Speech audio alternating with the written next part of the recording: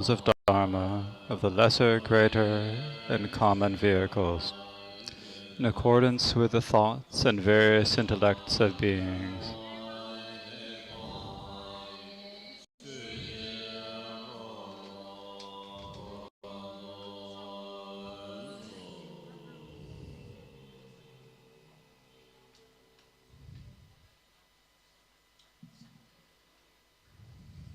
The Khenpos and spiritual friends, the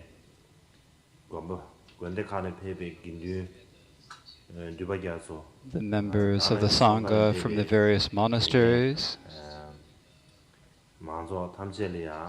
and the members of the public from all around the world. I would like to offer all of you my greetings on the new Tibetan Year of the Earth Dog. I hope that in the new year you are all healthy and that all you do may go well.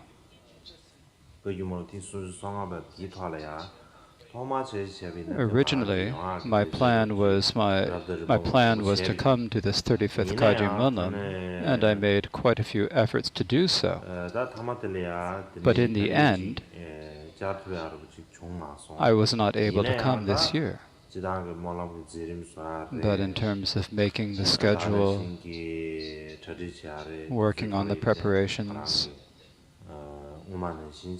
I have, as in the past, shared my thoughts, held meetings, and so forth. I've done my best to do all of these. And now that we're actually holding the Kaji Munlam, I am watching on the live webcast to see how things are actually going. And I have been in direct contact throughout. I had been slightly worried about how the Kaji Munlam might go, but as I watched, Gyaltsen Rinpoche and Mingyur Rinpoche gave teachings that were really profound and vast. And I think these definitely were very helpful for many people, and that they must have learned quite a bit. For me as well, I felt that the teachings were very helpful for me, and I learned a lot. For this reason, I would like to first of all say thank you from the bottom of my heart to both of the Rinpoches.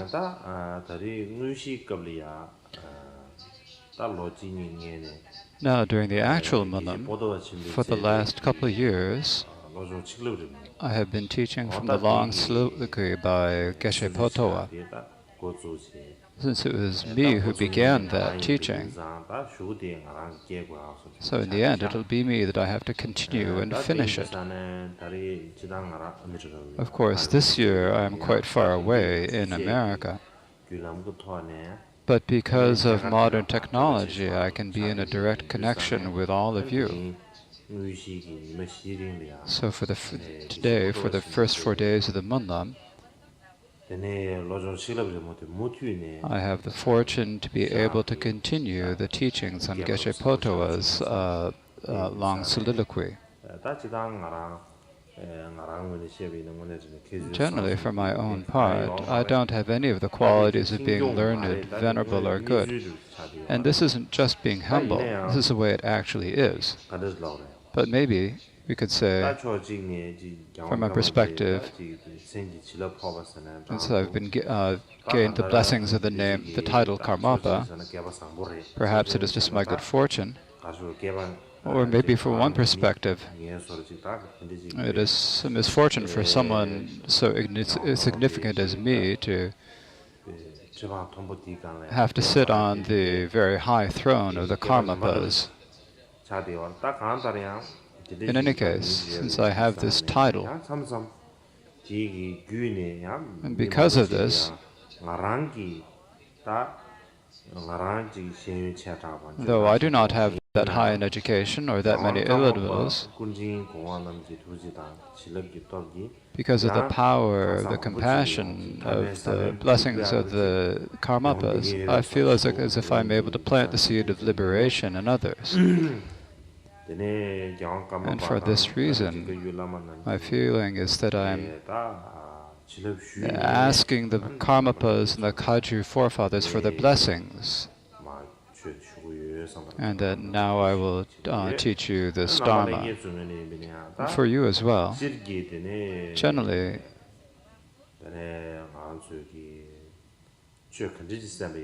whatever Dharma it is you're listening to, and particularly with the teachings of the Kadampa masters,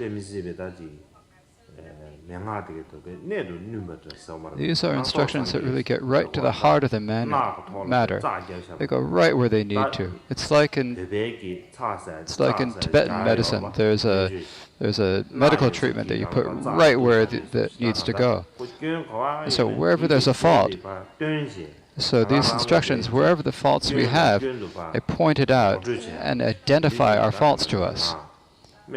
So these are really incredible instructions. And so when listening to them,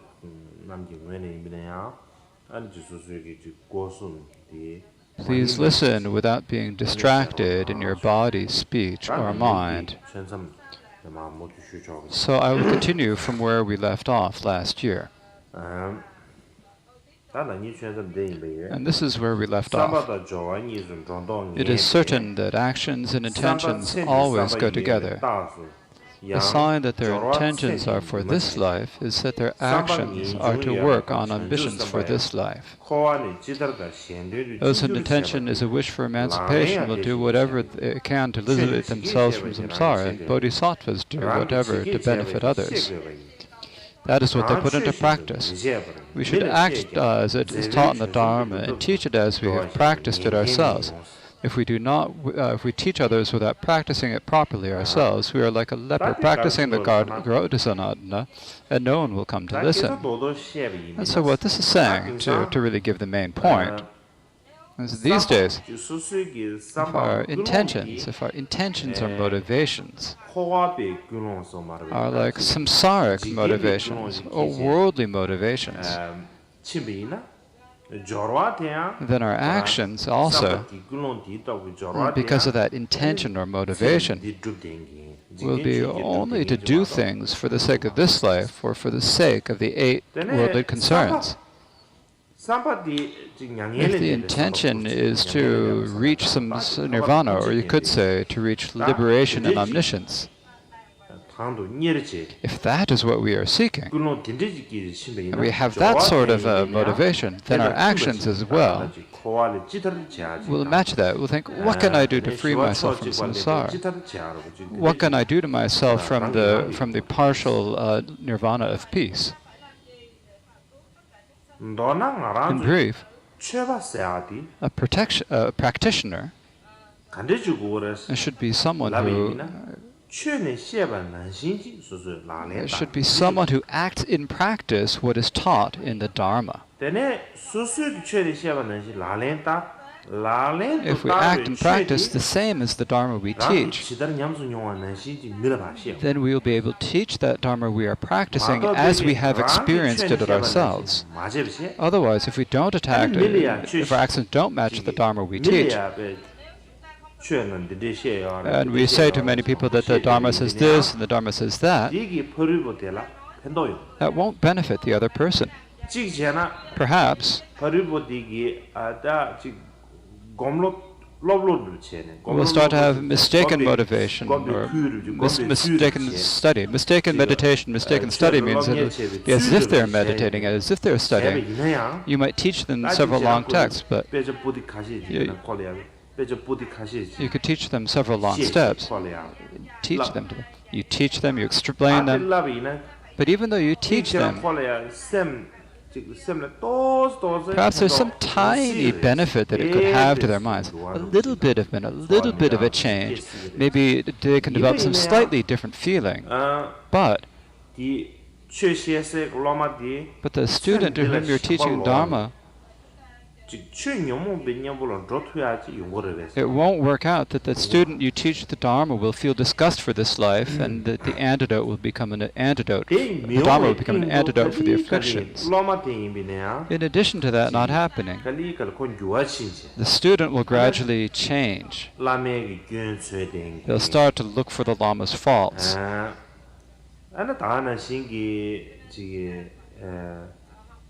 They'll say to everyone they know, and everyone they meet, and all the acquaintances, I studied all this Dharma, it hasn't really helped. The Lama I've been studying with isn't very good.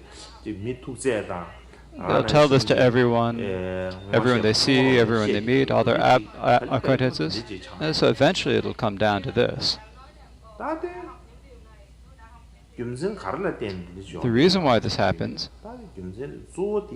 the primary reason, is the Lama's fault. It's the fault of the Lama who is teaching the Dharma. The reason is it's like in one of the sayings of Drupa Kundak. He said that Lamas are always teaching loving kindness and compassion, but it's certain they don't have any themselves. There's a quote about that, but I don't remember it word for word. Anyway, in that manner, the Lama is teaching the Dharma with their mouths, but within their mind stream, they lack any Dharma practice. In addition to lacking it, what they teach and what they practice are opposites. They don't match. What they teach and what they practice are contrary to each other. And since they don't match, so how can the student believe them? How can the student gain certainty? The example given here is of a leper practicing a Garuda sadhana. Leprosy in Tibet in the old days used to be a terrible disease. And once you caught leprosy, you were put off to the side, someplace where you wouldn't meet anywhere else, all alone, because it's a contagious illness, right? So the lepers were quarantined. And so leprosy is said to be caused by Nagas. It's a Naga illness. And the antidote for Nagas is the Garuda practice. We have the empowerment for Hayagriva, Vajrapan, and Garudas, right? In that, there is a Garudan sadhana. But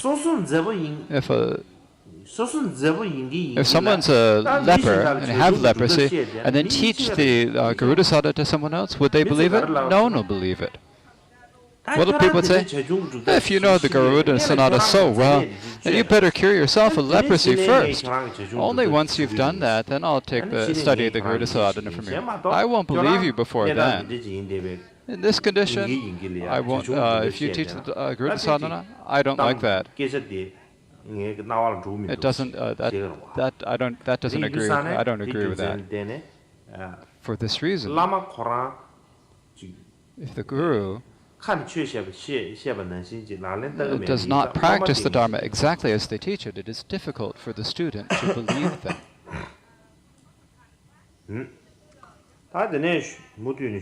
Now to continue with the text.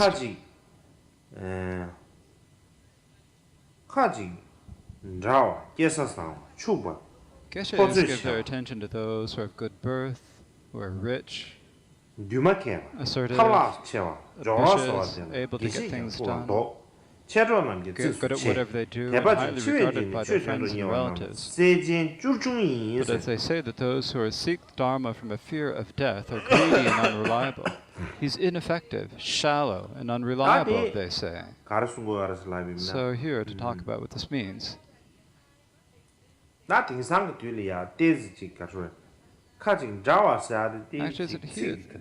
here there's a little bit of a typo in the Tibetan. And it's not all that clear. In any case, these days there are people with good collection.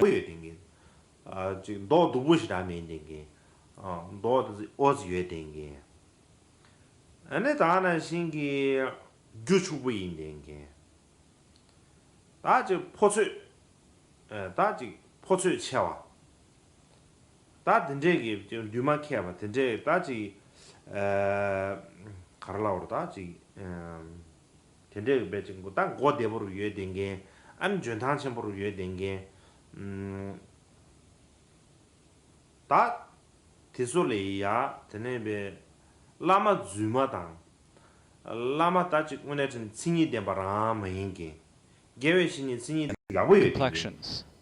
지금 People 너 who have good 누구시라니 faces. Their complexions are pretty good. They don't have bad complexions. And they're very rich. 다지 포츠 And they're assertive. They're really assertive. They're very assertive. 다 된제기 좀 류마케아 된제 다지 And so they're very good at whatever they do. So how should we say? So people who are very glib and easy to understand.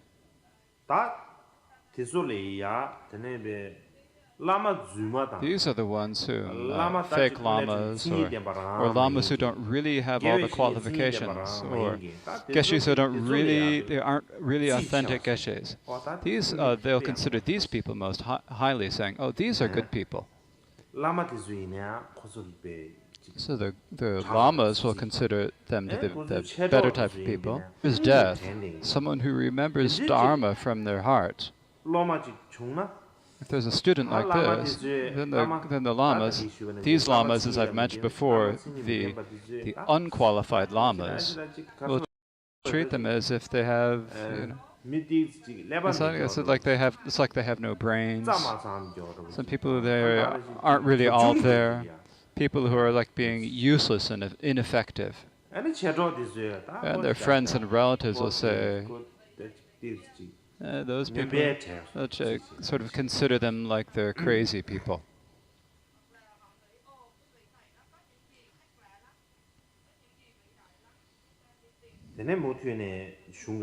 Now to continue from the text. He's ineffective, shallow, and unreliable, they say. In addition to not helping them, their relatives, families, geshes, Khenpo's masters, gurus, and companions will despise them and try to get rid of them. Assertiveness, wealth, ambitiousness, and being well connected are antithetical to achieving enlightenment.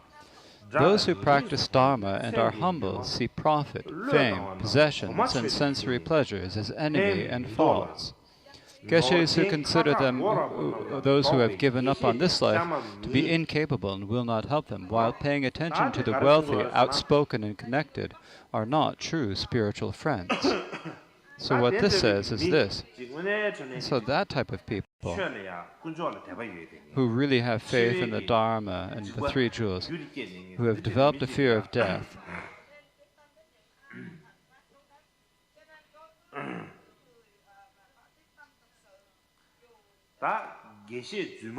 so these fake gurus and the fake geshes will say of such people is that they're just faking it, they're just pretending. They're just pretending that they've developed a faith of death. They're pretending that they've developed faith in the Dharma. And you really shouldn't have much to do with them, they say.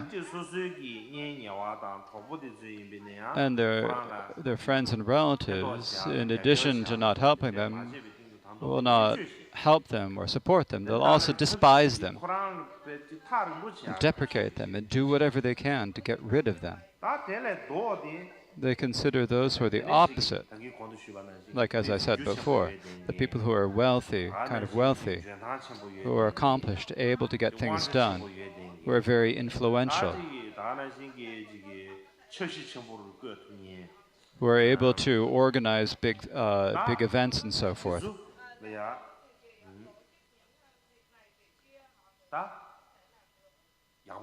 They'll consider these people to be good, but actually, in reality, and being able to get things done, being assertive and being wealthy is actually antithetical to achieving enlightenment.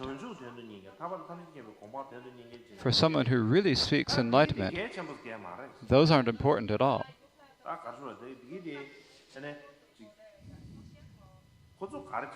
What they say is that what they say is being able to get things done this life means being able to get things done in this lifetime. Being wealthy means having wealth and possessions in this lifetime. All of this is linked to this life.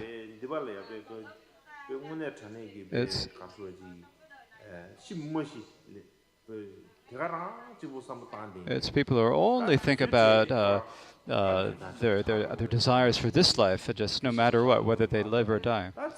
So it is among such people that they are considered to get that they are able to get things done, and they're considered wealthy.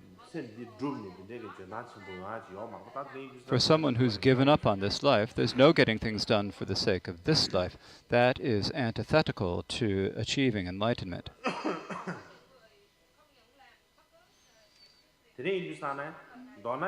So, in brief, in these days,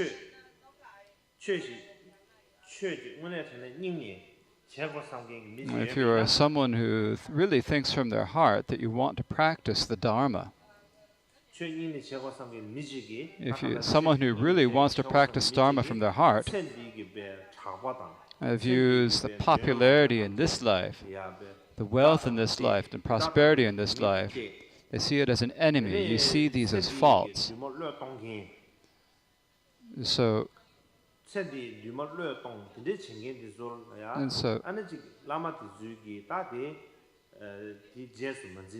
but lamas don't accept those as students, those who have put this life out of their mind. They consider them to be useful. But then they accept as students those who have wealth and resources, those who have some influence. They give them Dharma teachings and instructions. Those lamas who do that are not authentic lamas. They are not true lamas.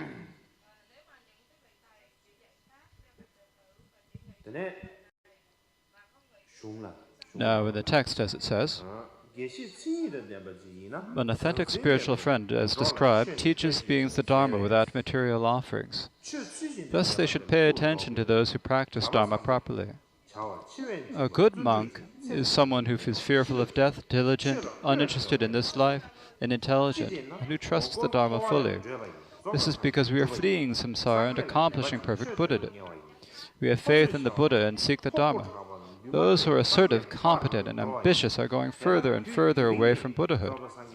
Thus, becoming skillful from today onward in the methods of progressing to Buddhahood itself is what we should call ambition.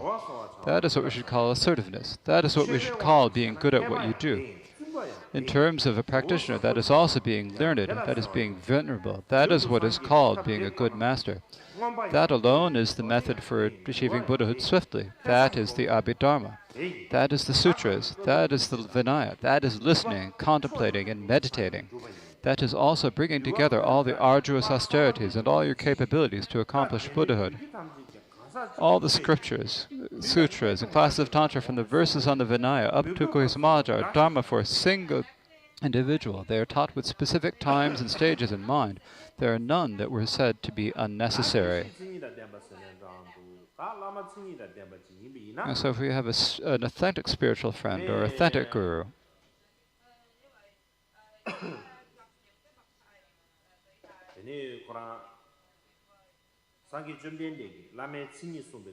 then when the Buddha was describing the characteristics of the guru, he said, they teach the beings the Dharma without material offerings. So whether or not someone can make offerings, if they are an authentic student, the guru should accept them, teach them, and give them instructions.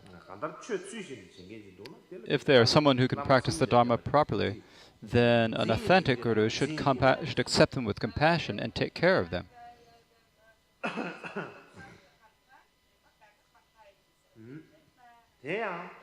Likewise, if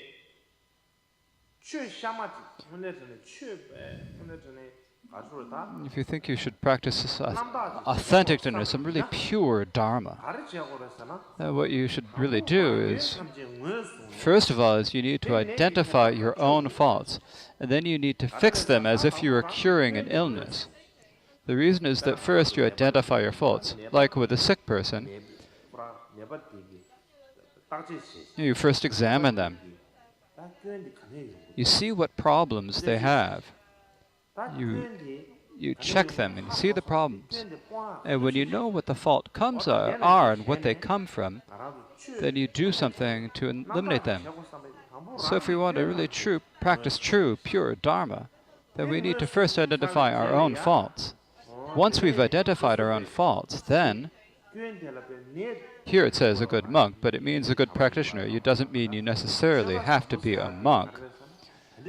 What we mean by a good practitioner, in his understanding, is it is someone who fears death and is therefore extremely diligent so as not to waste this life, so as to make this life meaningful. Someone who's extremely diligent. That is what you should be like. You must not be interested in this life. It means someone who has faith in the three jewels. So uncontrived faith, you could say, or faith from the bottom of their heart. That's what's necessary. If you have no faith in the jewels, you won't practice Dharma, right? So for that reason, you should be someone with faith in the jewels from the bottom of your heart. So such people are very close to achieving liberation and omniscience. They're not far. They're very close. The type of people we discussed before, those who are competent, influential, and so forth, are very far from achieving the state of Buddhahood or of Bodhisattvahood. In fact, they really don't need Buddhahood or Bodhisattvahood in the depths of their mind. For the time being rich is exactly what they want, exactly what they need. They don't have much interest in Buddhahood or enlightenment. They have little desire or enthusiasm for it. And so for this reason, such people are extremely far away from accomplishing Buddhahood and enlightenment.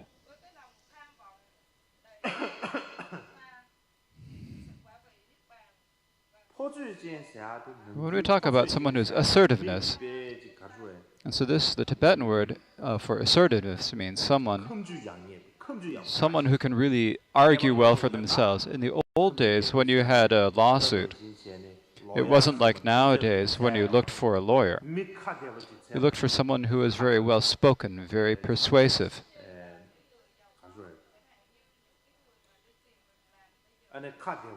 Someone who could argue well. How should I say it? Who would be able to explain anything. That's the type of person you'd look for. Someone who could really argue. Was very good at making arguments and speaking directly.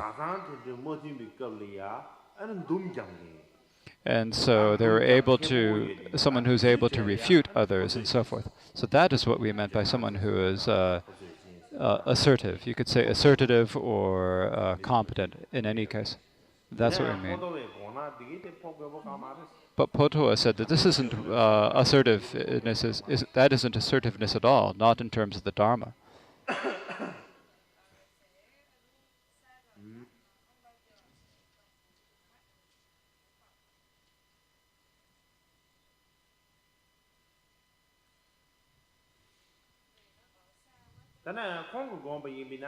What he thinks is that the way Potoa understands it, assertiveness and capable,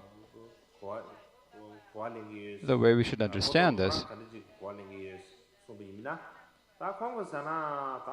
what he thinks is that someone who realizes that there is no happiness in samsara, who does not consider what other people think to be important.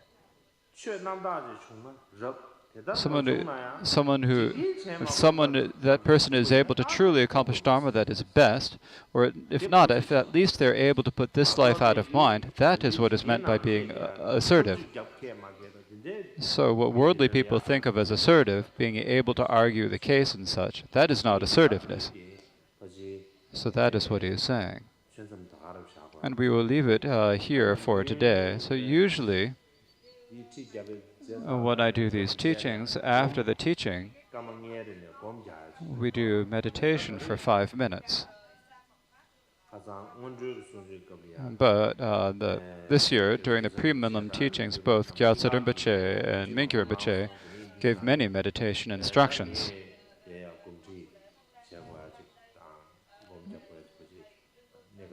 So for the time being, I don't see any need for me to give meditation educations and so forth. So next we will recite the aspiration for the stages of the path.